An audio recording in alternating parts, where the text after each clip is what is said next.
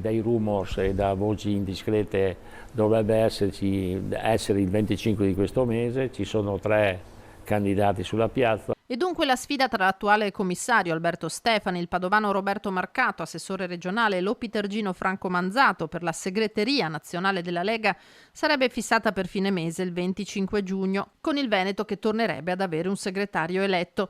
Gian Antonio D'Arè, in diretta a Ring, ha svelato esserci finalmente una data dell'atteso congresso. 25 giugno hai girato un messaggino che potrebbe essere, a me non arriva. Ma per vie traverse evidentemente è circolato, congresso più volte invocato da una fetta consistente di militanti che si preannuncia come una resa dei conti tra le tante anime della Lega che si sono scontrate più o meno sotterraneamente negli ultimi anni. Un congresso determina una segreteria che probabilmente può essere riconfermata. In questo momento siamo in una fase di commissariamento che dura 4 anni e diciamo, l'ultimo segretario regionale sono stato io 4 anni fa e poi sono stato portato in Europa e dopodiché commissariato.